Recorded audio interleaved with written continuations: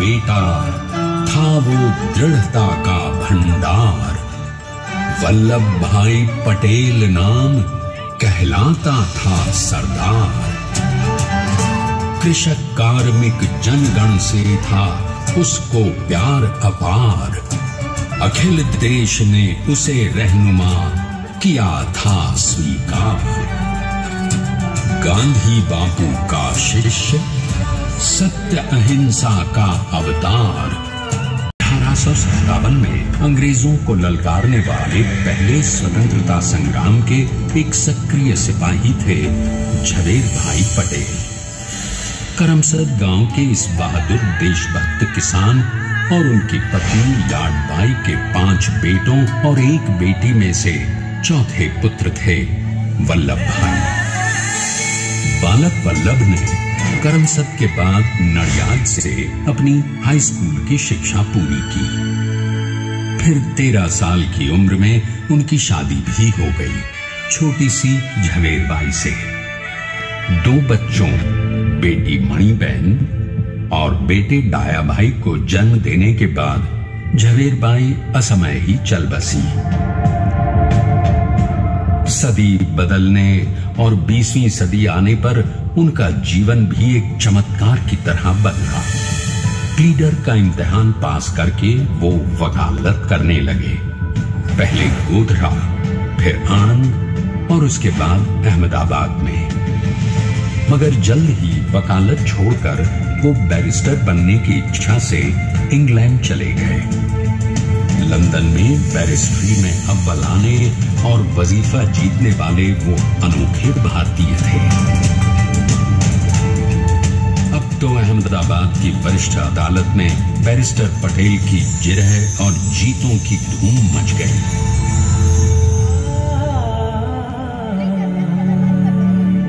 तभी एक युग पुरुष ने वल्लभ भाई के जीवन की धारा ही बदल दी। दक्षिण अफ्रीका में सत्याग्रह के अहिंसक अस्त्र से गोरे शासकों को सबक सिखाकर भारत वापस आए बैरिस्टर मोहनदास करमचंद गांधी से मिलकर वल्लभ भाई ने अपने कुछ बरसों से सीखे विदेशी व्यवहार और संस्कार हमेशा के लिए त्याग दिए और अब वो अपने खेड़ा के किसानों को हक दिलाने के लिए बापू के साथ आंदोलन में कूद पड़े। अब उनके पैरों में जूते नहीं, गांवों की धूल थी। हृदय में भारत भूमि की शस्य श्यामला धरती।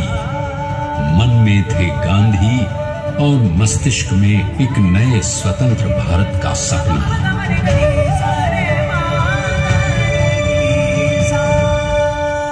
तभी बारडोली के मजबूर मजलूम किसानों की यातना का समाचार उनके पास पहुंचा। तुरंत वल्लभ भाई वहां पहुंचे और यूं शुरू हुआ भारत का सबसे बड़ा और सफल किसान आंदोलन बारडोली।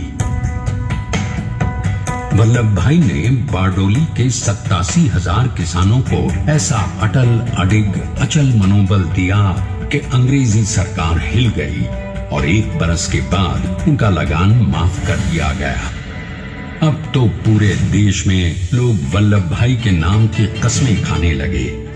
स्वयं महात्मा गांधी ने कहा, अब वल्लभ भाई मेरे शिष्य या साथी नहीं, सारे देश के सरदार हैं और देश को मिल गया एक अनोखा असरदार सरदार।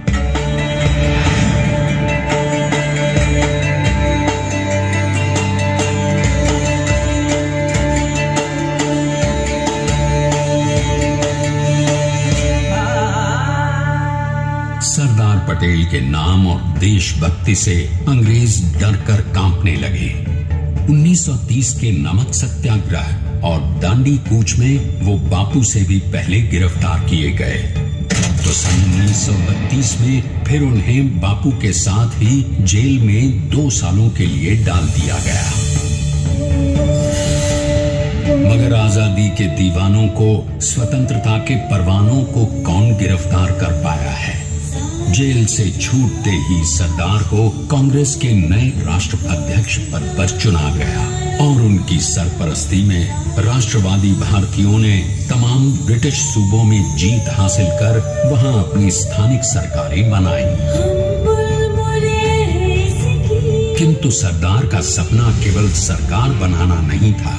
उनका स्वप्न तो था एक ऐसे नए भारत का जहां हर रंग, हर रूप, हर जात, मजहब, तबके का हिंदुस्तानी एक साथ मिलकर एक ऐसा नया भारत बना सके जहां पूर्ण स्वराज के साथ सारे समाज को गरीबी, अशिक्षा, छुआछूत से भी आजादी मिल जाए।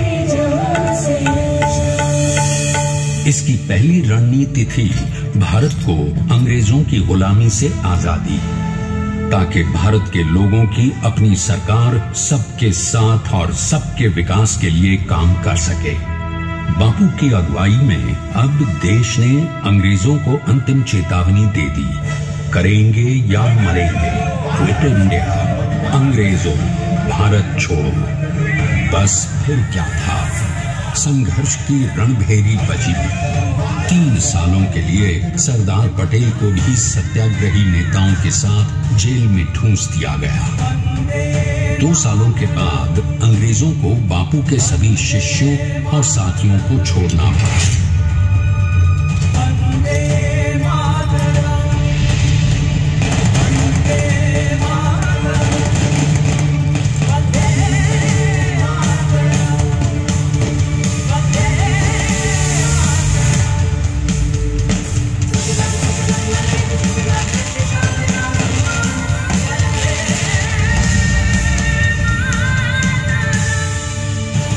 स्वतंत्रता के स्वप्न के सच होने के साथ अब सरदार पर कई एक नई जिम्मेदारियां थीं।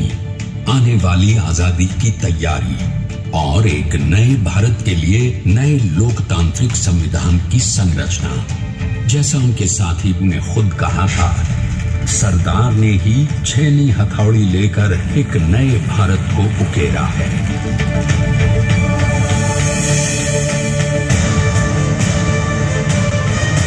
स्वाधीनता तो प्राप्त हुई, लेकिन खंडित भारत में भी उठते विभाजनवादी अंधकार को अभी दूर करना था।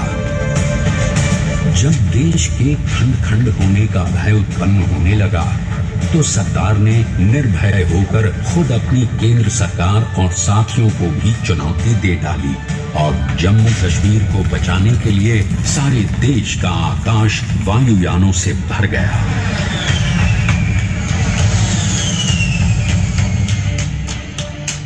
और फिर हैदराबाद और जूनागढ़ के भारत में विलयीकरण को पाकिस्तान से चुनौती मिली। सरदार चाहते थे कि देश की 1 इंच धरती अब और विभाजित नहीं होनी चाहिए।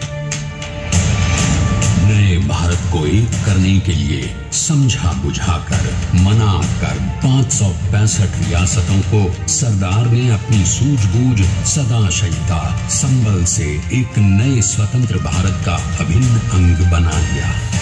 हमारे इतिहास में अखंड भारत के पुरुषार्थ का ये एक महानतम अध्याय है। जैसा उन्होंने स्वयं कहा था, हमें नए धागों को पुराने ताने बाने में ऐसे पिरोना है कि एक दूसरे में गुंथ जाएं और बेहतरीन बनावट वाला एक नया भारत उभर कर सामने आ सके। अंततः अपने वज्र दृढ़ संकल्प से एक नया विराट विशाल एक भारत श्रेष्ठ भारत बनाकर दिखा ही दिया सरदार ने। संसार के सबसे बड़े प्रजातंत्र के शिल्पी को प्रणाम करने के लिए देश ने बनाया है ये समर्थ स्मारक। स्वाधीन भारत को समर्थ भारत में बदलने वाले सरदार पटेल को समर्पित प्रेरणा तीर्थ भी है। प्रधानमंत्री श्री नरेंद्र मोदी के नेतृत्व में बनी विश्व की इस विशालतम प्रतिमा के सामने आकर सारी दुनिया जैसे स्वयं भी नतमस्तक हो जाती है।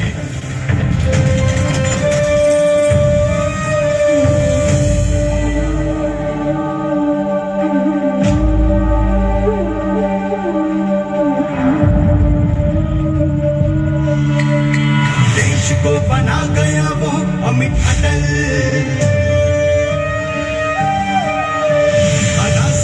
से न कोई शत्रु दल, चट्टान के समान सा पुरुष प्रबल।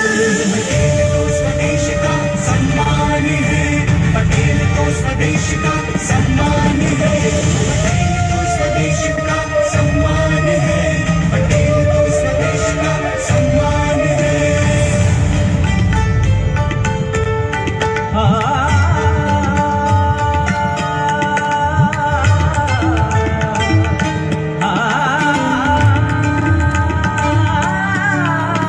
ऊंचाइयां आकाश को छुए हुए, गहराइयां समुद्र के लिए हुए, कदम अधिक जमीन पर जमे हुए। पटेल अपनी आन बान शान है, पटेल अपनी आन बान शान है, पटेल तो स्वदेश का सम्मान है, पटेल तो स्वदेश का सम्मान है, पटेल तो स्वदेश का सम्मान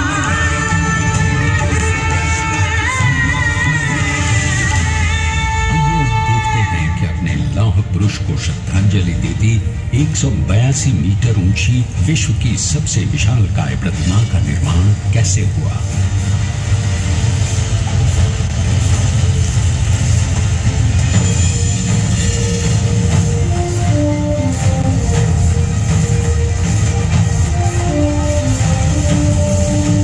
गगन चुंबती इस अद्वितीय अभूतपूर्व प्रतिमा को बनाने के लिए सबसे पहले नदी पर 4500 क्यूबिक मीटर का राफ्ट बना और फिर सीधा 600 फीट का कंक्रीट का कोर बनाया गया।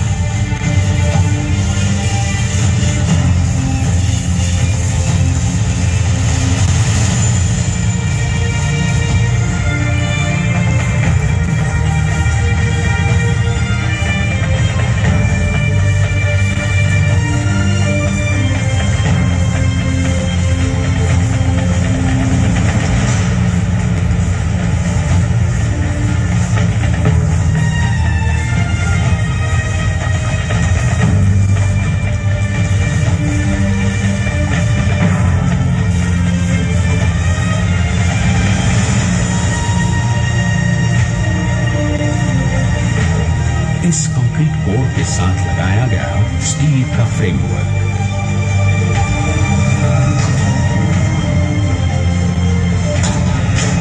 और फिर इस फ्रेमिंग पर 6500 ब्रॉन्ज के पीसेस लगाए गए।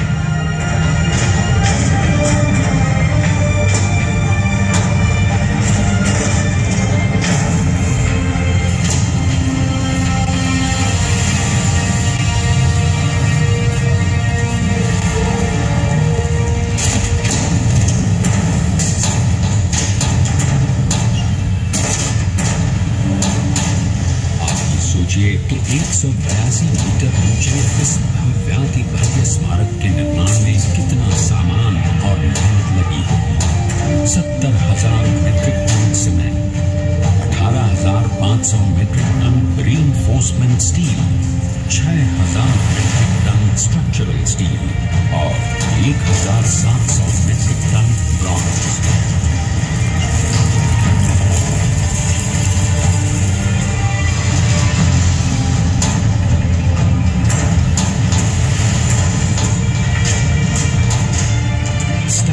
यूनिटी आज एक वर्ल्ड आइकॉन है और इसे मुमकिन बनाने में एक सेकंड भी ब्रेक लिए बिना देश भर की टीम्स ने 24/7 काम किया। 250 से ज्यादा इंजीनियर्स, 4,500 से ज्यादा स्किल फोर्स और कई लाख मानव दिन। हम गर्व से कह सकते हैं कि कुल मिलाकर स्टैच्यू ऑफ यूनिटी के निर्माण में 95% माल सामान, मजदूर, इंजीनियर्स और एक्सपर्ट्स थे भारतीय। जानते हैं कि 182 मीटर ऊंची इस भव्य प्रतिमा को बनाने में कितना समय लगा। डिजाइन के लिए 12 महीने और निर्माण के लिए 34 महीने, यानी कुल मिलाकर केवल 46 महीने।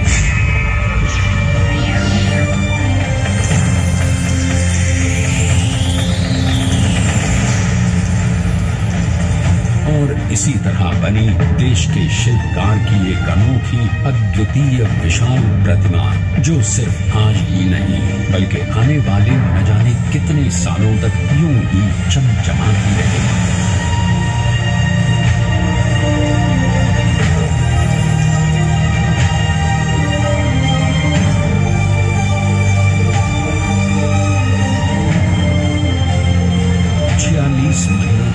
लगातार बिना रुके एकजुट होकर न जाने कितनों ने परिश्रम किया और उनका साथ दिया भारत की 125 करोड़ जनता।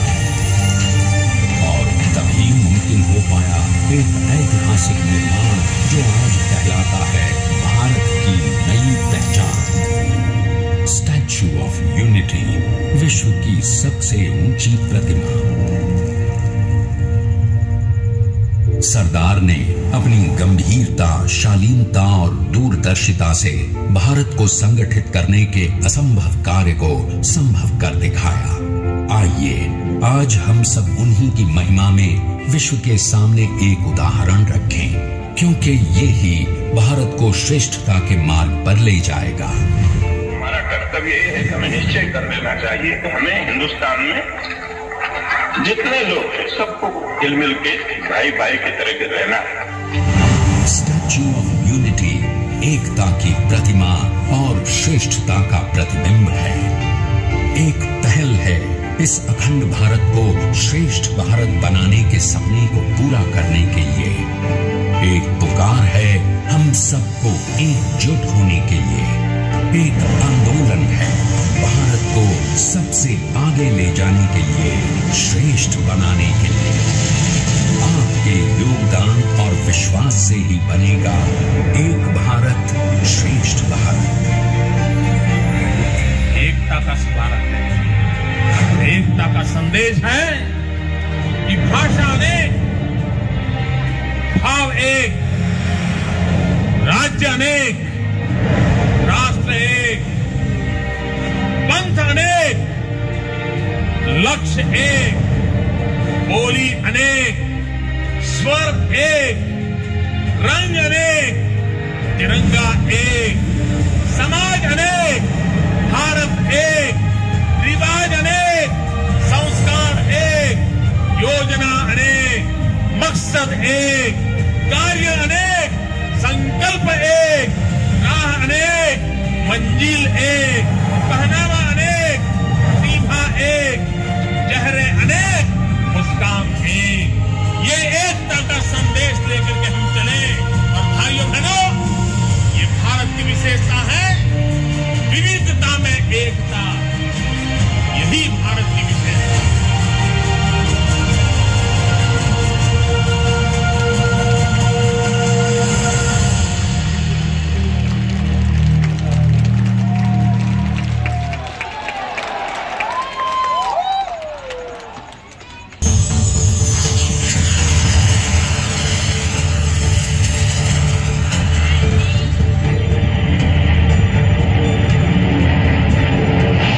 Please stand up for the national anthem.